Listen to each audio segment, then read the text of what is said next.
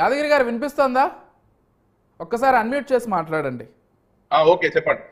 Yes అంటే ప్రధానంగా కాంగ్రెస్ లేకపోతే బీజేపీ ఒకటనేటువంటి మాట ఎలా మాట్లాడతారనేది ఆ రెండు పార్టీలు కూడా, ఎందుకంటే జాతీయ స్థాయిలో మేము ఏ విధంగా రాజకీయ ప్రత్యర్థులం. చందు గారు ఒక్క నిమిషం అండి, మ్యూట్లో పెట్టండి. అంటే జాతీయ స్థాయిలో ఏ విధంగా మేము ప్రత్యర్థులం ప్రతి ఒక్కరికి తెలిసింది. అసలు పూర్తిగా విభిన్న ధృవాలుగా ఉండేటువంటి రెండు పార్టీలు కలిసి పనిచేస్తున్నాయి, ఏదో ఒక పార్టీని ఇక్కడ అనగదొక్కడానికి అనేది పూర్తిగా అవాస్తవం అనేది ఆ రెండు పార్టీలు కూడా మూకుమ్మడిగా చెప్తున్నటువంటి మాట. సో మీరు ఎలా చూస్తారండి? అంటే ఎలా కలిసి ఉంటాయి అసలు కాంగ్రెస్ బీజేపీ అనేవి పూర్తిగా రాజకీయ ప్రత్యర్థులు కదా దేశవ్యాప్తంగా అన్ని రాష్ట్రాల్లో కూడా.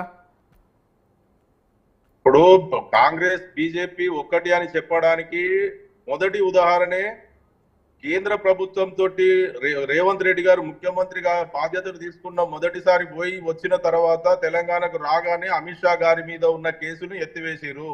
అదే విధంగా ప్రధానమంత్రి మోడీ గారు హైదరాబాద్ రాగానే ఘన స్వాగతం పలికి हमारा छोटा भाई मोदी हमारा बड़ा भाई मैं छोटा भाई आपका మద్దతు हमारा कुछ चाहिए అని చెప్పేసి ఏ విధంగానైతే పొగిడిండో తెలంగాణ సమాజం మొత్తం చూసింది. మీరు మోడీ గారి డైరెక్షన్ లో నేను నడుస్తాను, మోడీ గారి మద్దతు కావాలని చెప్పి తెలంగాణ సమాజం ముందటే ఆయన బహిరంగంగా చెప్పిండు. అదే విధంగా ఉత్తరప్రదేశ్ లో ఏ విధంగా బుల్డోజర్ రాజ్యం నడుస్తున్నదో అదే విధంగా బీజేపీ పాలిత రాష్ట్రాల్లో ఉన్నటువంటి బుల్డోజర్ రాజ్యాన్ని ఈ తెలంగాణ రాష్ట్రంలో తీసుకొచ్చినాడు. ఎక్కడ ఏది చేయాలనుకున్నా కూడా మోడీ గారి డైరెక్షన్ లోనే చేస్తున్నాడు. ఎందుకంటే రేపు ఏ విధంగా ఇప్పుడు కాంగ్రెస్ పార్టీ కూడా ఈ రోజు రేవంత్ రెడ్డి గారిని నమ్మే పరిస్థితిలో లేదు. తప్పనిసరి పరిస్థితుల్లోనే ఆయన సీఎం పదవి ఆయనకి ఇచ్చినారు.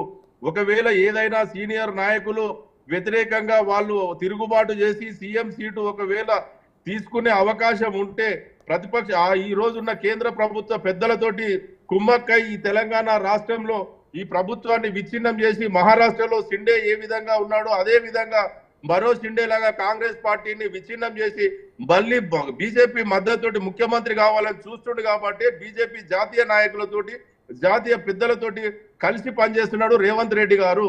ఒకవేళ రేవంత్ రెడ్డి గారు కాదు అని అనుకున్నప్పుడు మరి 100 కోట్ల రూపాయలు ఆయన స్కిల్ యూనివర్సిటీకి ఏ విధంగా తీసుకున్నాడు?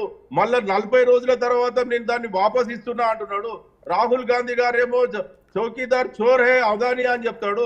మరి అదే రాహుల్ గాంధీ గారు చెప్పిన మాటను పక్కకు పెట్టేసి అదే అదాని తోటి ఈయన దోస్తాని చేస్తాడు.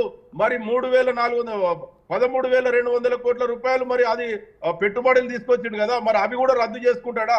ఎక్కడ ఏం చేసినా కూడా మోడీతోనే ఖచ్చితంగా లోపాయికారి ఒప్పందం ద్వారానే వీళ్ళిద్దరు కలిసి జాతీయ పార్టీలను కలిసి ఈ రాష్ట్రంలో తెలంగాణలో ఉన్నటువంటి ప్రాంతీయ పార్టీని ఈ తెలంగాణ రాష్ట్ర బీఆర్ఎస్ పార్టీని లేకుండా చేయాలి.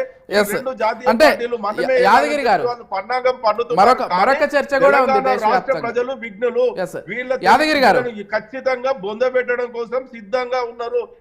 ఎప్పుడు ఎలక్షన్లు వచ్చినా కూడా యాదగిరి గారు ఒక్క క్వశ్చన్ అండి, భూస్థాపితం చేయడానికి ఓటు అనే ఆయుధం తోటి బుద్ధి చెప్పడానికి సిద్ధంగా ఉన్నారు. ఓకే, అంటే యాదగిరి గారు బీజేపీ పైన కావచ్చు లేకపోతే జాతీయ పార్టీలైనటువంటి కాంగ్రెస్ పైన కావచ్చు దేశవ్యాప్తంగా ప్రాంతీయ పార్టీలను లేకుండా ఐదర్ వాళ్ళతోటి పొత్తులో భాగంగా ఆయన ముందుకు వెళ్ళాలి, లేకపోతే అక్కడ ఉన్నటువంటి ప్రాంతీయ పార్టీని నిర్వీర్యం చేసి రెండు జాతీయ పార్టీలే పోటీ పడాలనేటువంటి విధానాన్ని తీసుకొచ్చే ప్రయత్నం చేస్తున్నాయి రెండు జాతీయ పార్టీలని ఒక విమర్శ అయితే ఉంది.